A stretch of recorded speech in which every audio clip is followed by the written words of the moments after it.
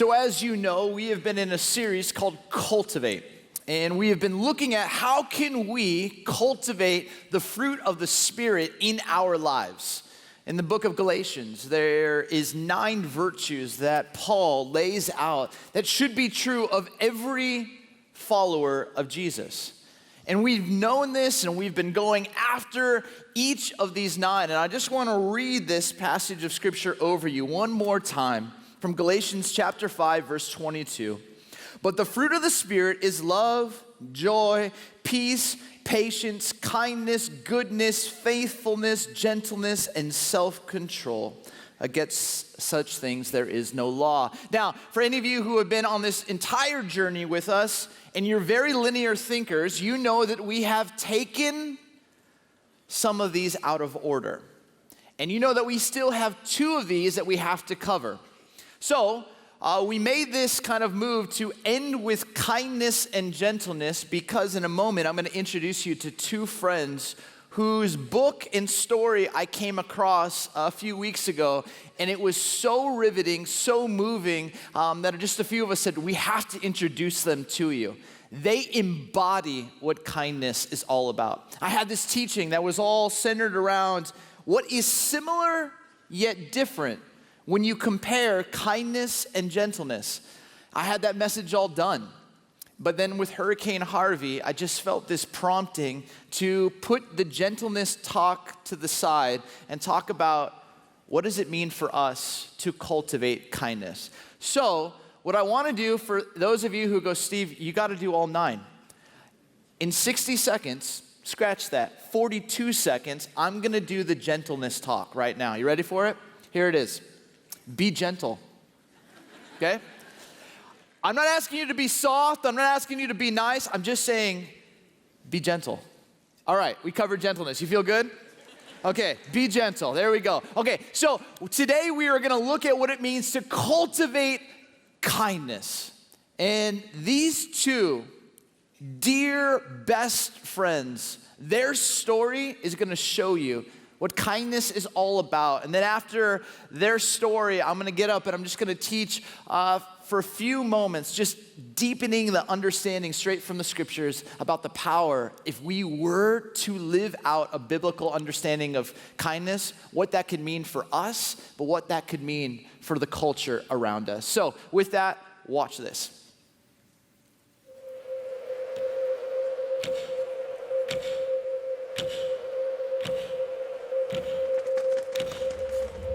We've known each other our whole lives.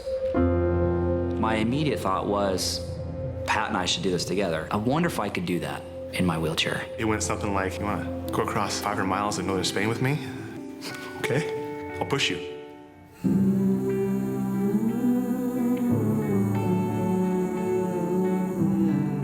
I love him like a brother. He's my closest friend.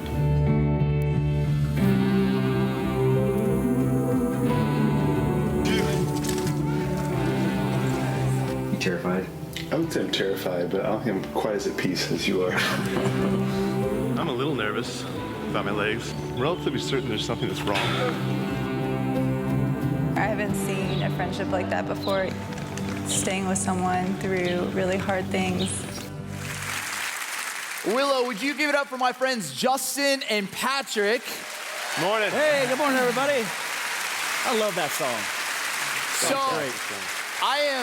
I'm really, really excited for you to hear their story. And like I do typically when we have interviews, I'll be on Twitter, so I'm not like texting my family or anything. I'm just scrolling through. If you have a question, tweet at me, at Steve Ryan Carter. If I use your question, you will get this book, which is absolutely fantastic. But I want to dive right in. What's amazing about these 2 guys is you're only 2 days apart in age. You've known each other your whole life. Who's older? I am. 42 years we've known each other. 42. And there's like a family connection too that you've kind of discovered. Yeah, so Patrick and I, we're born just over 36 hours apart. Same hospital, same small town in Eastern Oregon. There hasn't been a day where we haven't known each other. So we're very blessed. And then our mothers have known each other since the 4th grade. Our collective parents have known each other since college, and then when we were writing the book, we found out my great uncle, it's gonna get weird on you, my great uncle was best man in Patrick's grandfather's wedding. He can't get rid of me. I've done some research. I found some photos of you as a little. Which one are you? Are you on the left? I'm wearing the tablecloth converted into clothes. Yes. Yeah, that's me. Eastern Oregon, baby. Yeah. That's the fashion. And I'm on the far right. There's a family friend in the middle. I'm on the far right, yeah. And growing up through high school, you guys were always at each other's houses. I've got this picture that I saw of you two, graduation. High school. There you go. But Justin, let's jump right in. And I mean, obviously you weren't always in a wheelchair. Yeah. When did you begin to realize something wasn't okay? Yeah, so just shy of my 16th birthday, I was driving in a car with a friend of mine going down the freeway, and he ended up rolling his truck going about 80 miles an hour. And I actually walked away from the accident, completely shaken up. But about 6 months later, I started noticing weakness in my left foot. I was playing soccer and running down the soccer field. And my left foot was just flopping around and wasn't working the way that it should. And so brought to my parents' attention and went to go see a doctor naturally, and he's like, the doctor was stumped and said, I think you might need to go see a neurologist. And I'm gonna skip ahead a few years, but I was later diagnosed with a very rare progressive neuromuscular disease. It's called multifocal acquired motor axonopathy. Yes, and it's a mouthful for sure. It was triggered by that car accident I was in. I didn't know you could have a dormant disease in your body, and the car accident triggered it. And to give people a little bit of perspective, it's very, very similar to ALS, Lou Gehrig's disease. And it just gets worse over time, and my autoimmune system attacks my nervous system, and then my nervous system shuts down. So eventually it will more than likely take my life. But I'm here now, air in my lungs, sunny day outside, I'll take it. Yeah. You know, you're 16, and I know both of you were in the same youth group, went to church together, and you're discovering this disease is within you and the ramifications of it. How did you process this in regards to your faith? At 16, early 20s, both of you, how did you engage this? Yeah. You want to go first? Yeah, sure. Go for it. You know, it's kind of weird to say, but it was easy to deal with in some regards, just because Justin's such a positive guy, and his attitude was just one that it's like, okay, this is a new norm. Let's roll with it. That's it. But we didn't know at the time, you know, for 16, 17, 18, 19 years old, that it was going to affect his entire body. So there was just a different landscape ahead of us that we just didn't have an appreciation for. Yeah. But in 2010, when the disease attacked his upper body, that's when it was just a different game. And Justin's a graphic designer by trade, and when that happened, and as he lost the use of his hands, that's when it really sunk in that this is such an unknown future. And so it affected my faith in a pretty negative way initially, because I just became so angry at God because he failed my friend, is how I saw it, you know, and I prayed for miracles. I prayed day in and day out for something to happen, and the answer did not come. But 2 years later, 2012, Justin's up in Idaho visiting, and you know, now he's in this power wheelchair, and it's just, I'm still angry, still bitter. You know, where's the miracle? But a gentleman asked Justin if you could have your hands and feet back, would you choose it? And I was doing what a good friend would do. I was eavesdropping on the conversation. So I was really curious what his answer was going to be, and he said, no, I wouldn't choose it. And I'm thinking in my head, that's the wrong answer. But there was like a switch where there's a new paradigm for me to think about the situation. I was praying for a miracle that he wasn't looking for. I was fighting a battle he wasn't fighting. I was praying for healing, and the reality is the healing had already happened because he was facing an unknown future with dignity and grace, and that is a miracle.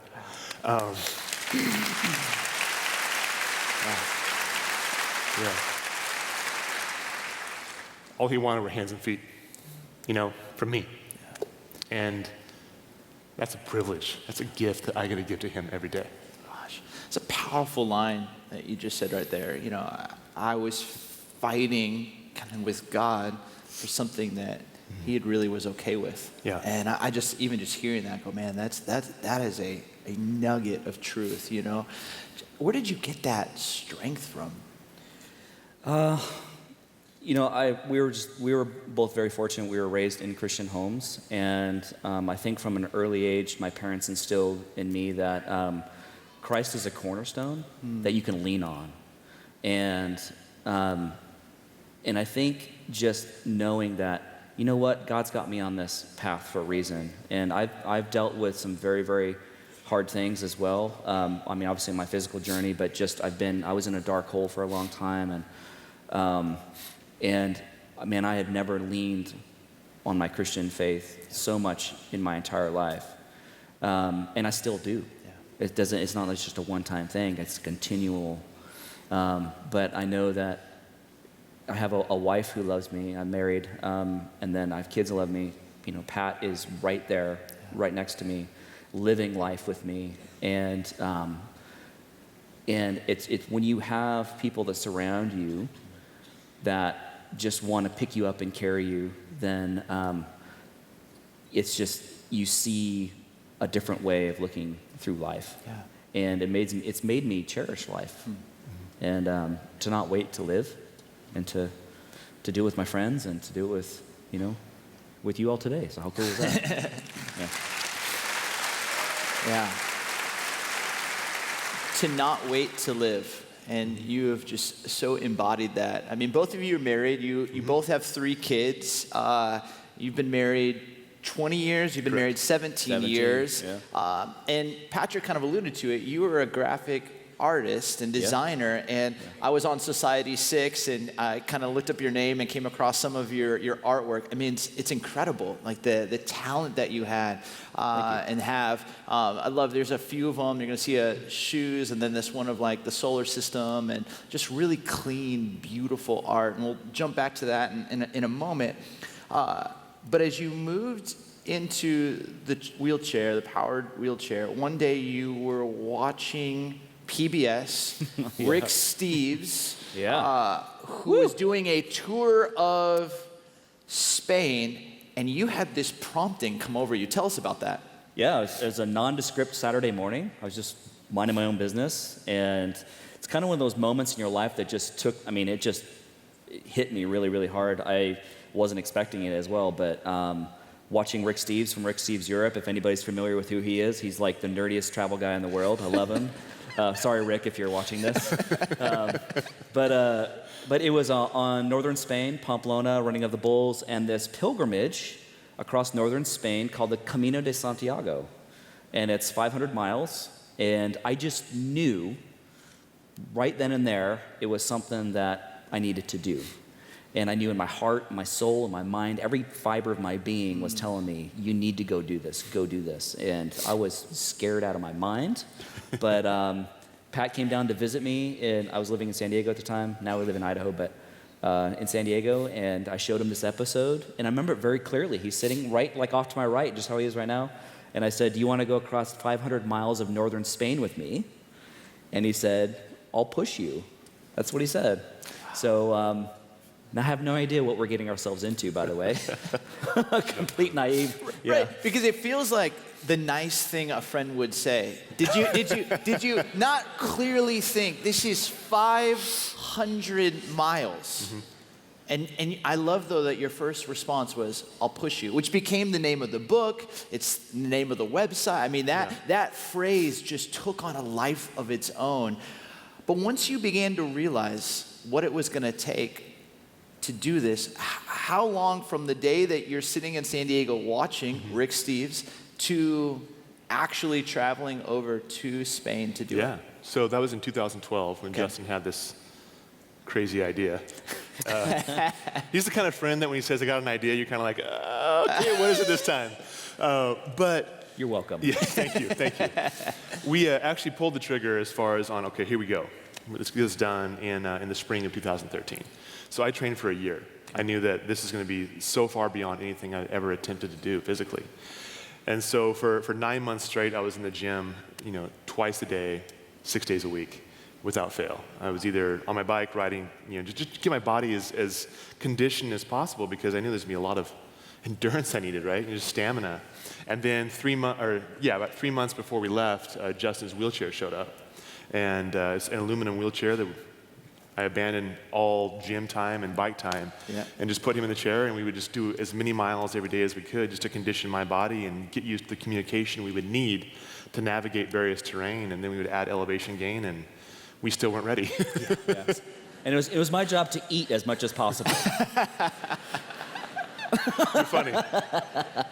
I'm just kidding. Okay, so what's amazing is you guys did 500 miles in 35 days. All right, so high 25 miles, but typically on average 17, 18 miles a day. Your career is booming. You're working in the healthcare industry, but you've got to ask for 6 weeks off to go on a pilgrimage. How did that conversation go? I had an amazing boss. He's still a good friend. But so Ed was my boss at the time. I'm working in healthcare, a pretty high stress environment that requires a lot of just intense work. You got to be dedicated to this job in order to do it well. And I'm asking for 6 weeks off. So we're at a springtime barbecue, and families are around. My coworkers and their husbands and wives and kids. And Ed comes walking up, and we're chatting. And I just turned to him. I said, "Hey, by the way, I need 6 weeks off next summer." And he kind of looks at me like, "Excuse me?" Because what boss gives their employees 6 weeks off in a row, right? But once I explained to him kind of the landscape of this decision Justin, this idea Justin had, and this decision we made together, he got really excited. And he told me that, I will do everything in my power to give you the 6 weeks off, as long as you promise me you'll do everything in your power to document this on film.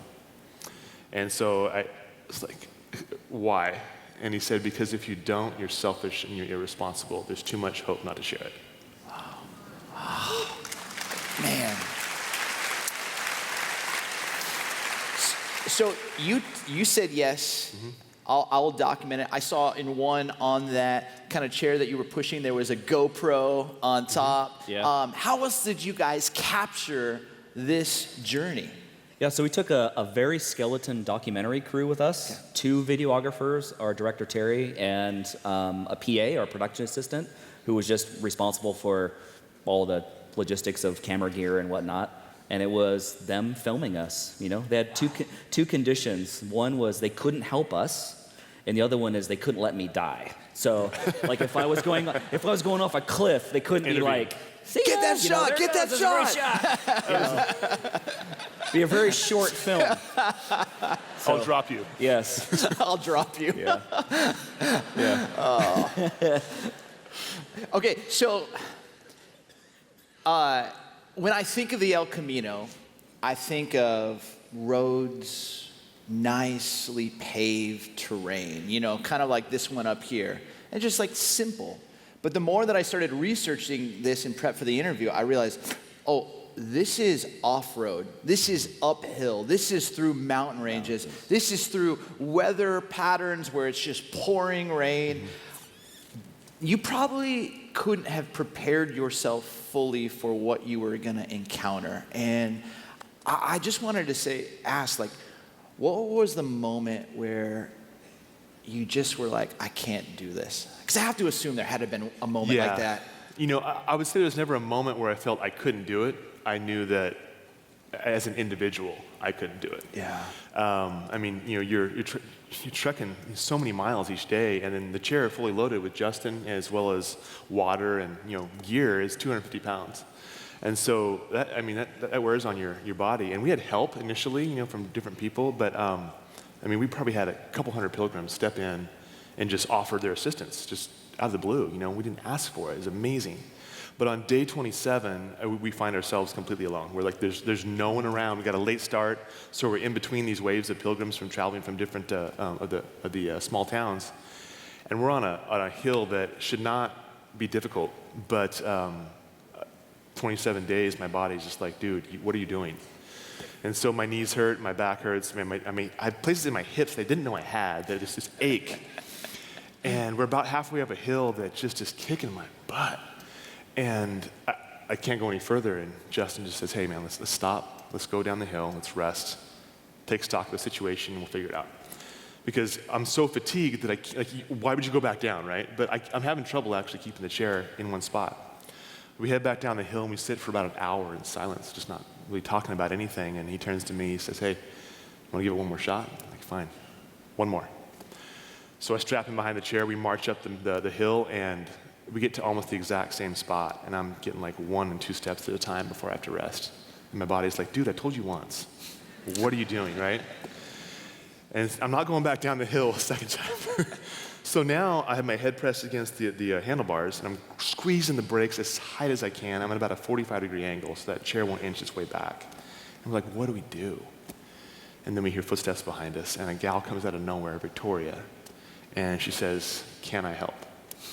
And it's like, it was the moment where like, okay, I really can't do this. This is a moment where I am not equipped to handle this situation effectively. I just can't do it. Yeah. And she steps in, she straps in front of the chair, and she hauls us the next 11 miles to the town of Villafranca. It's incredible. It's amazing because as you read the book and you kind of see this, God kept providing you community when you most needed it. And when you get over that pass, the next day, you've met some other pilgrims who stepped in to help you. Tell us about that. Yeah, so on the pilgrimage, the route that we took, you go over 3 mountain ranges. So we're coming up on our 3rd mountain range, and it's a very, very steep ascent. And we had been told it's even difficult to do on foot rather than push a 250-pound wheelchair up. So anyways, we ended up meeting a couple pilgrims along the way, and they met us at the base of that mountain, and it was just going to be us and them, a couple of them. And by the time we get there, there's a cafe. We grab some quick provisions, and off we go, and the entire cafe gets up. Everyone. And I turned to our friends, and I said, so who are these people? And they said, they're here to help you. And we meet everyone, and then off we go start up this mountain, and there were about 12 of us that started. And as we're working our way up this mountain, it was so incredibly steep. I had to be literally carried up this mountain. It took 6 people to carry me. We just could not get my chair up it. It was so steep. And took 6 people to carry me, and the remaining people were carrying backpacks and gear and other things, and then somebody else would come along and pick up the slack, and just one by one, we're working our way up this mountain. And by the time we get towards the top, the mountain police shows up out of nowhere, and some other pilgrims that we had met along the trail helped out, and I think it was a grand total of 17 people. We've got a picture of it right here. Yeah. It's just so beautiful.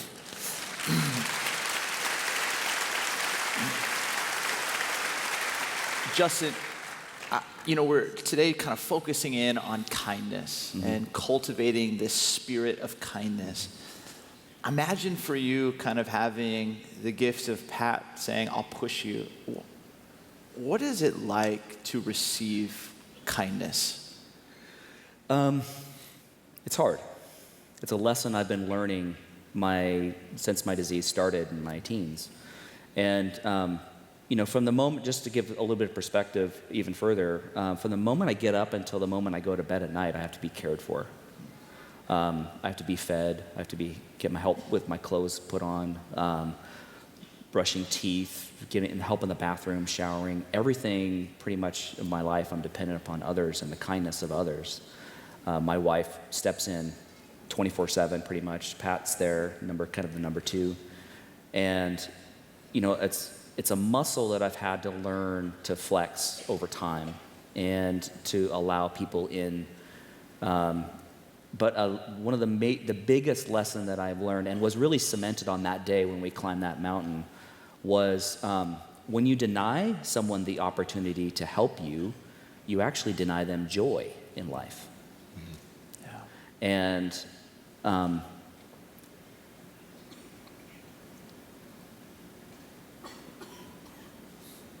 I've been so blessed to be a recipient of so much kindness and grace from people.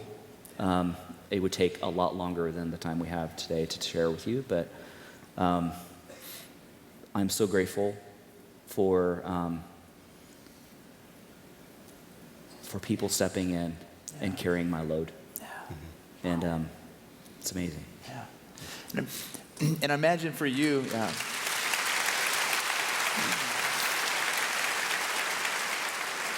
I imagine for you, Pat, as well, going, I'll push you, but then realizing you were going to need some help too. And along the way, God providing through his kindness, opportunity to help. What was it like for you, who's trained all this, but to go, I can't make it up this hill. I need help. How did you experience and receive that kindness? You know, it's not something that I've done well historically, as far as just accepting help. I'm a pretty type A driven, I can do it mentality. And that can be so detrimental if you're not careful. And this journey definitely cemented kind of the same lesson, really, in my brain. But it just, I didn't have the history Justin has.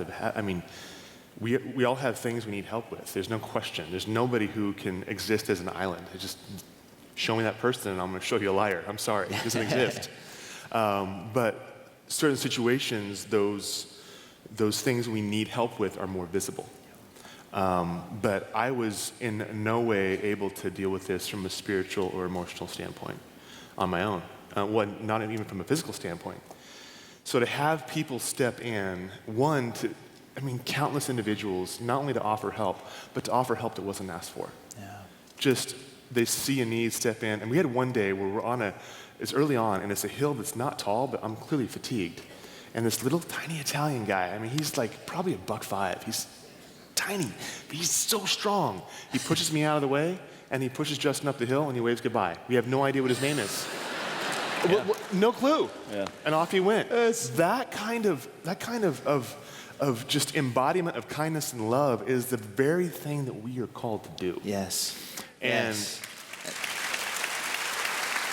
it's hard, but it's that kind of living. What this cemented for me is that kind of living grounded in love, that when we just pour into others that way, that's how they're going to experience the love of Jesus. Yeah. You know, I experienced the love of Christ through countless strangers stepping in and saying, what can I do? It's incredible. Oh, wow. Okay, you're at mile 499. You got 1 mile to go. And I imagine Chariots of Fire, the theme song is playing, you know.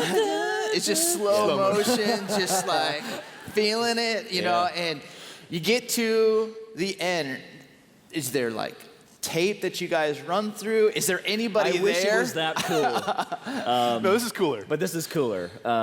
So you end at the base of the cathedral in Santiago de Compostela, which is in the northwest corner of Spain. And there's right in the dead center of the square, there's a marker that you end at. And waiting at the end were our wives. We hadn't seen them in like 5 weeks. Wow. And they flew over from the States to meet us there. And I tell you what, man, there is nothing like seeing a face that you just love. We both love our wives just so amazingly. I mean, we married up and way out of our league for sure. No question. No question. Love you guys. Love you, dear. You know, we were also greeted by many of the pilgrims that had helped us along the way. They were waiting for us when we came in. So I kind of describe it as kind of like maybe what it's going to be like when we die and go to heaven and meet many of the people that have gone before us and just be cheered in and just hugs and be reunited. I mean, you're filled with all sorts of emotions. I mean, we're dead tired, but we're also just ecstatic at the same time to be reunited with our loved ones. So good. Well, you came out with this book, I'll Push You, in June. Yep. And then in November, a documentary is coming out. Yeah. And tell us a little bit about that, as well as the website, where people can learn more information. Well, the documentary is the same story, just they're kind of sister pieces. And same title, too. Yeah, same title, I'll Push You. Yeah. That'll be in theaters November 2nd around the country, 550 some odd theaters. One night only. There's a number of theaters in the area that you can go see this film at. So would love to have you guys come out. It's in partnership with the Muscular Dystrophy Association. So it's just a great privilege to be able to not only have it be a film that we get to share a story of hope, but to be able to work with an organization that is equipping families, who have children or husbands or wives who are dealing with some of these diseases that can be so devastating, and equip them with the resources they need. So great cause. And you can learn more at illpushyou.com. It's just illpushyou.com. You can find out about the book, the film. And then in March, you guys are actually putting out a children's book. Yes. You wrote Yeah. something, and then using your illustration graphic skills, and you guys are coming out. Tell us a little bit about that. Yeah, I wrote the book it's been almost 2 years now. 2 years ago. And it's just been trying to figure out how to give it life. And then there was no question that I wanted the design process and the art to be done by Justin, so you can tell about that. Yeah, so when I was in college, when I was able to still do art and do all that, I did a very limited series of watercolors, kind of like Calvin and Hobbes style, like pen and ink with watercolor. And that was one of the conditions when Pat said, we want to do this together, this children's book. And so I said, okay, well, we got to figure that out. And since I can't draw anymore, we collaborated with an illustrator that we found out of Denver. His name's Matt, and he's doing the line art, and then I'm doing the watercoloring. I do it digitally with my voice, which is kind of crazy. Yeah. So, it takes me a while, but our publisher has been fantastic. And in Tyndale, they're actually here in Chicago area. Tyndale, just down the street, not too far. And we're looking forward to that coming out. Comes out right before Easter. Yeah. Okay. We don't have a date yet. It's coming right around there. Yeah. Okay, 2 more questions. This one comes from Amy Wadka. It says this: Justin, knowing someone recently diagnosed with the same disease, what advice would you give them? You can't do it alone. It's beautiful. Yeah. Cannot do it alone. Yeah. It's going to be hard road. But, it's very humbling, but you can't do it alone. Yeah, it's good. Got to let people in. I want to show this picture of you that I ended up just kind of capturing a screenshot of it because I just thought it was so moving. Now looking back and reflecting on the trip, what has God taught you? And how has this 500-mile pilgrimage just transformed you as men, as friends, as husbands, as fathers, and even sons of God? How has this trip done something in you? That photo actually is a place that's called Cruz de Ferro, it's the Iron Cross. And it's a place that represents, it is a place where pilgrims leave burdens behind. They'll leave a stone or something at the base of the cross just to demonstrate, okay, I'm letting this go. And there's literally millions of stones that have been left over, since the 9th century. I mean, it's an incredible holy place. And that's a place where I started kind of the process of leaving a burden behind that I've been carrying, where I told you about my, working in healthcare. My job consumed me.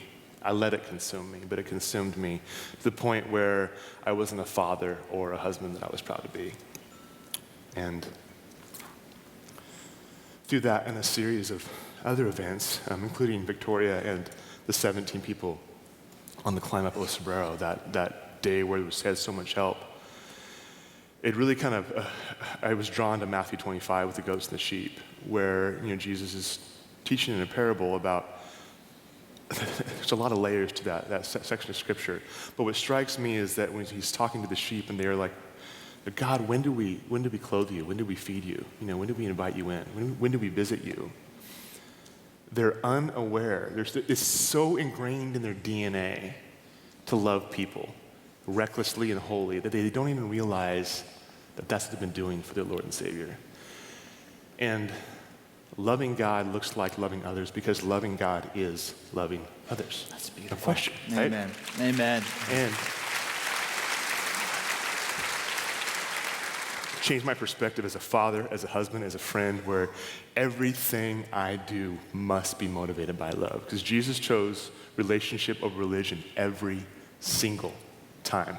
Doesn't mean that we don't do the good works, but the motivation behind them has to be love, not a checklist. Yeah. And when we are motivated by love, man, beautiful things can happen. And if we're not motivated by love, why are we doing it? It's good. Love every time. It's good. I love it. What about for you, Justin? Oh man, I've told you I've learned a lot of lessons along the way. My faith in humanity has been restored. And there are good people in this world doing great things, amazing things. And to have a glimpse of that throughout this pilgrimage. But beyond that, my faith has been continually tested over and over again with everything that we're up to. But our relationship between Patrick and I is so much deeper. I mean, I thought that we were close before we went on this pilgrimage. I mean, we are, exponentially closer now. Pat continues to push me to become a better husband, a better father, just a better friend in all aspects of my life, and I'm doing that for him as well. You do. And I've realized that my faith is a journey. It never ends. Mm-hmm. You always continue to seek and to understand and to pray and just lead, like Pat said, just try to lead in love, and that's the best we can do, and show others how God has been kind to us. That's amazing. Wow. Justin, Patrick, thank you.